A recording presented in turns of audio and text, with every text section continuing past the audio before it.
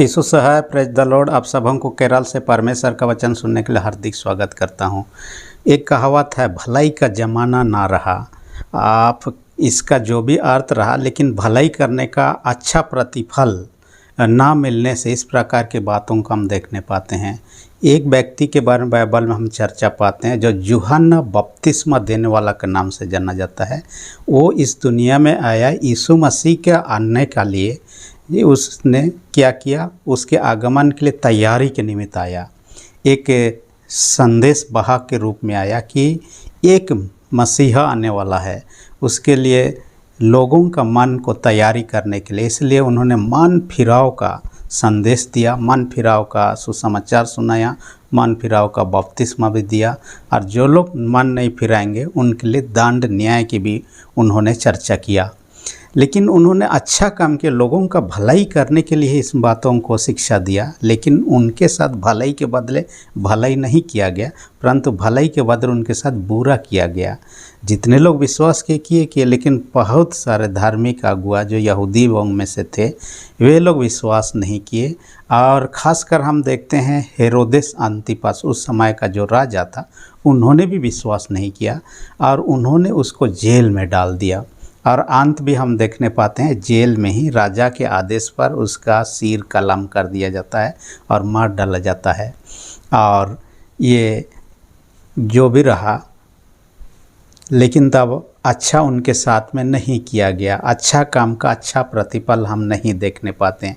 लेकिन एक व्यक्ति जो यीशु का दूसरे आगमन होगा, उसके बाद में लोगों का जब न्याय करेंगे, उसके बाद में लोगों का अच्छा काम का अच्छा प्रतिफल मिलने वाला है। इस दुनिया में अभी भी जितने अच्छा काम कर रहे हैं सबको अच्छा प्रतिफल मिलेगा, कोई गारंटी नहीं है। कई बार क्योंकि इस दुनिया में बुरे लोग भी भरे हुए हैं और बुरे लोगों के कारण से हमारा सही काम का सही प्रतिफल ना भी मिलता है। और जो व्यक्ति नहीं भी सही है उनको कई बार प्रतिफल मिलते हम देखने पाते हैं। लेकिन यीशु के दूसरे आगमन के बाद में ऐसा नहीं होगा। यूहन्ना को जेल में डालने के पीछे एक बात था कि उन्होंने राजा हेरोदेस अंतिपास के बारे में एक बात कही। राजा हेरोदेस शादीशुदा था और लेकिन तब उसने अपने भाई फिलिपुस की पत्नी को अपना पत्नी बना लिया और अपना पत्नी को त्याग दिया। और इस कारण से यूहन्ना ने कहा, तुम्हें अपना भाई का पत्नी को अपना पत्नी बनाना सही नहीं है, गलत है। और इसके कारण से उनको जेल में डाल दिया। और अंत में देखने पाते हैं कि उनका सिर भी कलम होकर। लेकिन जब जेल में था उसी समय यीशु के बारे में जब यूहन्ना ने चर्चा सुना, यीशु के बारे में जानकारी हासिल करना क्या आने वाला यही है, लोगों को भेजता है वहाँ पर। इसलिए आज का जो वचन है मत्ती 11 अध्याय 2 से 10, इसका शीर्षक जो है हम बाइबल में देखने पाते हैं, यूहन्ना बपतिस्मा देने वाला बंदीगृह में। यूहन्ना बपतिस्मा देने वाला कहाँ पर है? बंदीगृह में है। यदि हम उपदेश के तौर पर इसका यदि शीर्षक बनाएंगे, हम ऐसा भी बना सकते हैं, सच्चे मसीहा की पहचान। सच्चे मसीहा की पहचान। इसके अंतर्गत 2 पॉइंट पर हम चर्चा करेंगे। सबसे पहला पॉइंट जो है, उसके कामों से पहचाने। उसके कामों से पहचाने। ये उसके कामों से पहचाने के बारे में हम लोग उपदेश पहले भी सुने हैं, लेकिन भविष्यवक्ताओं के बारे में उनके कामों से हम पहचाने। यहाँ पर मसीहा को भी उसके कामों से पहचानने के बारे में हम पहले पॉइंट में चर्चा करेंगे। जैसे ही यूहन्ना ने अपने शिष्यों को, क्योंकि यूहन्ना के बहुत सारे शिष्य हो गए थे, क्योंकि वो जेल में था, खुद जाके पता नहीं लगा सकता था, इसलिए अपने शिष्यों को कहा। यूहन्ना यीशु के बारे में ही संदेश प्रचार किया, यीशु के बारे में जगह तैयार किया, या तो आने के लिए उनके मार्ग तैयार किया। लेकिन स्वयं ही डाउट में रहा कि क्या सच्चा मसीहा जो आने वाला था, जिसके हमारे भविष्यवक्ताओं के द्वारा पहले से चर्चा होते अब तक आ रहा है, वो यही है कि नहीं है, उसमें संदेह। इसलिए वो डाउट को क्लियर होना चाह रहा था, क्योंकि यदि वो मसीहा होगा तो उसके मसीहा के बारे में ही ये काम कर रहा था, प्रचार कर रहा था, तो उसको तो जेल से निकालना चाहिए मसीहा होकर यीशु को। लेकिन वैसा कुछ नहीं दिखाई देता है और अंत में वहीं पर मर जाता है। असल में यूहन्ना का काम इतने तक ही, यीशु के नहीं आने तक ही। यीशु के आ जाने के बाद में यूहन्ना का काम नहीं था, इसलिए इतने दिनों के लिए इस धरती पर वो भेजा गया था यीशु से पहले। और ये उसका वहीं पर उसका मृत्यु हो जाता है। यीशु मसीह ने उनके सवाल का जवाब में ये नहीं कहा कि हाँ आने वाला मैं ही हूँ या मैं ही मसीहा हूँ, उद्धारकर्ता मैं हूँ, ऐसा कुछ नहीं कहता है। उन्होंने एक बात कहता है, अपने काम के बारे में चर्चा करता है। आप लोग जाकर ये बताइएगा कि अंधे देखते हैं, यानी यीशु के कामों के द्वारा से अंधे देखने लगे हैं, लंगड़े चलने लगे हैं, बहरे सुनने लगे हैं, गूंगे बोलने लगे हैं, मृतक जिलाए जा रहे हैं, कई सारे बातों को करता है। इन चीज़ों को जाकर उनको बता दीजिए, वो समझ जाएगा। क्योंकि पहले से मसीहा के बारे में चर्चा भविष्यवक्ताओं के द्वारा किया गया था कि मसीह आने के बाद में ये सारे अद्भुत काम उनके द्वारा किया जाएगा, क्योंकि साधारण लोगों के द्वारा से इस प्रकार के काम नहीं हो सकता है, ना ही होता था। इस कारण से इस प्रकार की बातों को सुनने से वो समझ जाएंगे और यही बात उनके तक पहुंचाया जाता है। हो सकता है हम में से कई लोग, संसार में काफ़ी लोग ऐसे भी हो सकते हैं, मसीह के बारे में हमने ज्ञान हासिल कर लिया, जानकारी हमारे पास में है, हो सकता है दूसरों को भी बता चुके, हो सकता है प्रचार भी कर चुके, लेकिन खुद अंदर में कई प्रकार के डाउट से मसीह के बारे में तो नहीं है। ऐसा हो तो आज ही क्लियर कर लेना चाहिए, यूहन्ना जैसे अपने मरने से पहले क्लियर कर दिया। दूसरा विचार ये है कि कई विद्वान ये मानते हैं यूहन्ना का डाउट नहीं था कि यही मसीह है, लेकिन यूहन्ना के चेलों का डाउट था, इसलिए खुद उनको ना बताकर, क्योंकि यूहन्ना तो जिस समय यीशु मसीह यूहन्ना से यरदन नदी में बपतिस्मा दिया उसी समय उसको पहचान लिया था, फिर दोबारा उनके मन में संदेह आने का सवाल ही नहीं था। इस कारण से कई विद्वान ये मानते हैं कि उसके चेलों को संदेह था, इसलिए जाकर उनसे पूछने के लिए स्वयं पूछता है, ताकि वे लोग जाकर ये कंफर्म कर दें अपने आप में और ये विश्वास कर लें। और मुझे भी यही बात सटीक लगता है, जो भी रहा, लेकिन तब उनको पूछा जाता है, उसका जवाब भी दिखाई देता है। लेकिन ये लोग तो विश्वास कर लिया, यूहन्ना, उसके शिष्य, कई लोग और, लेकिन उस समय के धार्मिक अगुए लोग यूहन्ना पर भी विश्वास नहीं किया और यीशु जो मसीहा के बारे में उस पर भी विश्वास नहीं किया, उसको पहचान ही नहीं पाए। यहाँ तक कि राजा हेरोद भी, यहाँ जिस राजा की हम चर्चा कर रहे हैं, उससे पहले जब यीशु जन्म लिया बालक था, उस समय हेरोदेस महान था, ये उसका बेटा है हेरोदेस अंतिपास। उसका पिता ने भी यीशु को मार डालने का कोशिश किया और अंत में देखने पाते हैं हेरोद राजा भी उनके विरोध में ही काम करते हुए देखने पाते हैं। आजकल भी संसार में जो लोग यीशु को ना पहचानते हैं, वे लोग यीशु के विरोध में बातें करते हैं, यीशु के कलीसिया चर्च के बारे में काम करते हैं और कई सारे ऐसे काम करते हैं जो कि यीशु के विरोध का काम हो सकता है। ये ना पहचानने के कारण से जब पहचान हो जाता है तो व्यक्ति के जीवन में बदलाव आ जाता है और ना पहचानना हमारे लिए खतरे की बात है।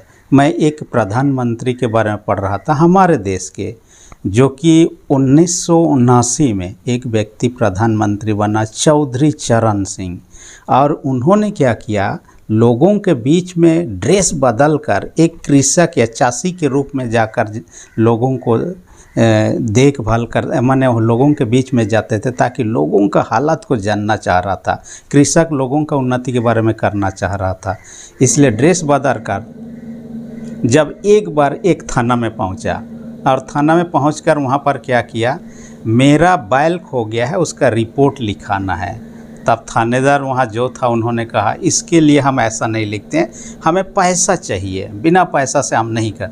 तो उस समय उन्होंने पूछा कितना चाहिए, उन्होंने कहा 35 रुपया। उस समय 35 रुपया बहुत हुआ करता था, आपका अभी के हिसाब में तो वो कुछ नहीं है, लेकिन उस समय 1979 में काफ़ी ज़्यादा। उन्होंने कहा चालान काटिए, मैं पैसा दे रहा हूँ। जैसे उन्होंने चालान काटा, पेपर पकड़ा, अपने साथ में प्रधानमंत्री का स्टाम्प लेके गया हुआ था, स्टाम्प उसमें लगा दिया।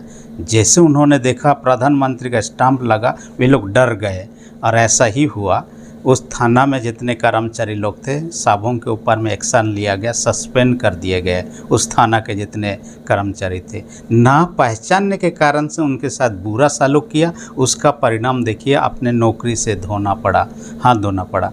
जो भी रहा, हम भी यदि आज नहीं पहचानते हैं, उसका परिणाम भयानक हो सकता है। इस कारण से हमें भी उस उद्धारकर्ता जिसके आगमन काल में, एडवेंट काल में है, पहले आगमन में आ चुका है, दूसरे आगमन का इंतज़ार करें, पहचानें और उस पर विश्वास करें।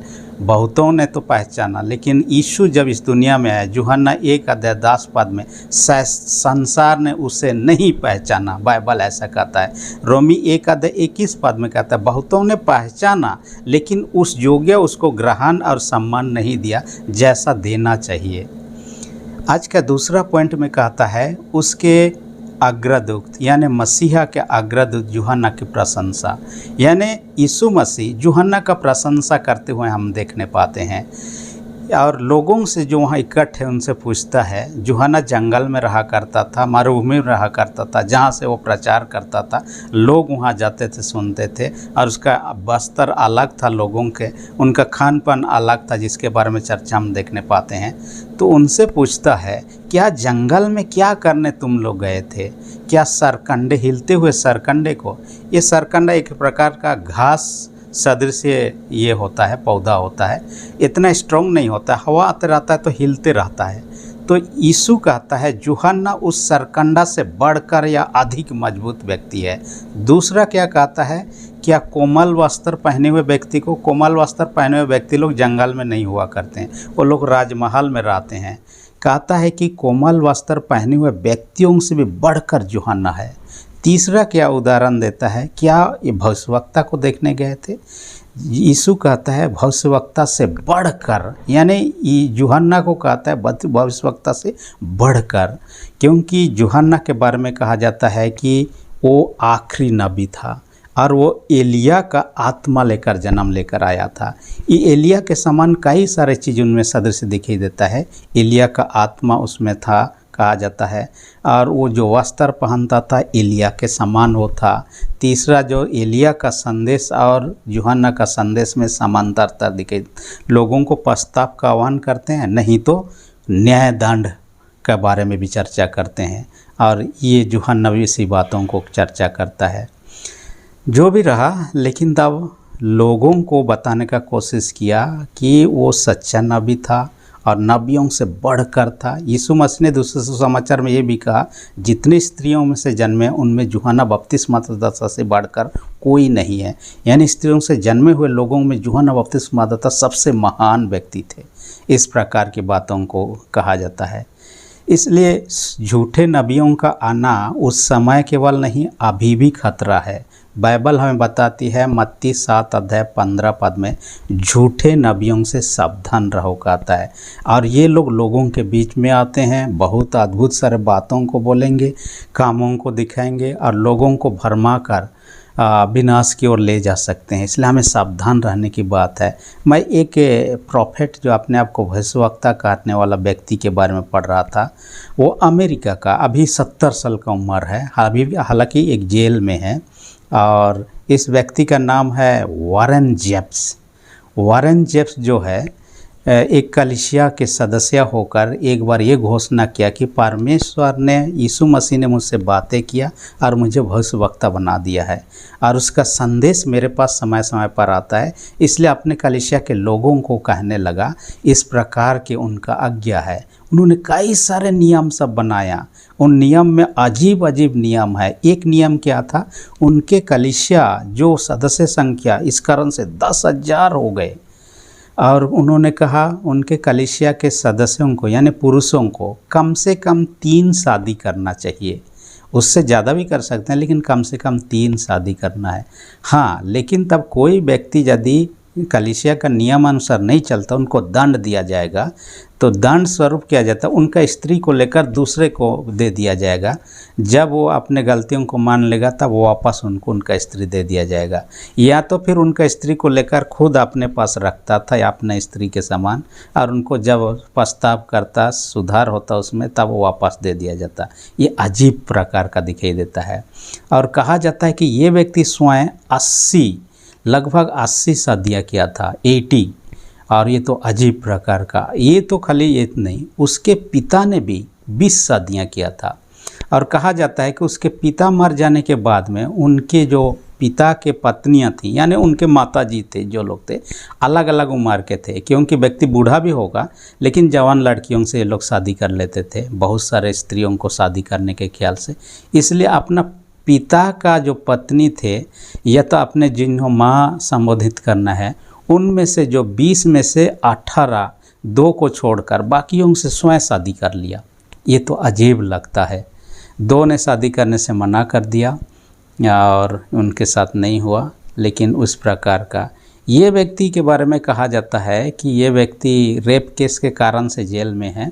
एक 12 साल एक 15 साल के लड़कियों के साथ में, जिनके कारण से अभी जेल में है। वहाँ से भी वो चिट्ठी लिखता है और लोग अभी भी ये मानते हैं यीशु उनसे बात कर रहा है जेल में, और उन संदेशों को अभी भी कलीसिया में भेज रहा है। और जितने भी लोग कलीसिया के मेंबर थे सबका संपत्ति को कहा मेरे नाम में कर दीजिए। ईश्वर ने ऐसा ही आदेश किया है और मेरे द्वारा ही सबों को उस संपत्ति का जो कुछ भी लेन देख रेख होगा और आप लोगों को जो चाहिए वो सब दिया जाएगा। इस प्रकार के बातों को देखिए, इतना होते हुए भी लोग उनके अनुयायी है। उतना 10,000 अभी नहीं भी होंगे, लेकिन 1000 से 2000 तक अभी भी एक्टिव मेंबर लोग हैं जिसे मानते भी हैं। जब भी कि वो जेल में जाने के बाद उनके कई पत्नियां उनसे दूर चले गए, दूसरे के साथ में शादी ब्याह भी कर लिए, जो भी रहा। लेकिन तब इस प्रकार के भविष्यवक्ता समय समय पर हमारे बीच में हम समझ ही नहीं सकते हैं। इसलिए हमें बाइबल पढ़ना चाहिए, सुनना चाहिए, उनके शिक्षाओं को आधार पर लोगों का मूल्यांकन करना चाहिए कि उनका शिक्षा उस बाइबल के शिक्षा का आधारित किया है कि नहीं तो हम भी विनाश के रास्ते में आगे बढ़ रहे हैं।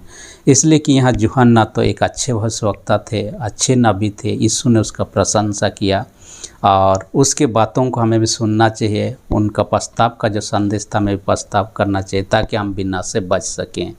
परमेश्वर वचन के सबों को अधिक आशीष दे, आमीन। हम प्रार्थना सेनाओं के जीत पिता धन्यवाद देते हैं। आज के वचन के हमसे बातें किया, हर एक सुनने वाले छोटे बड़े सबों को स्वर्ग आशीष से भर दे।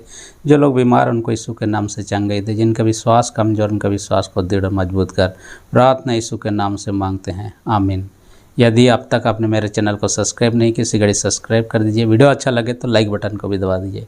धन्यवाद।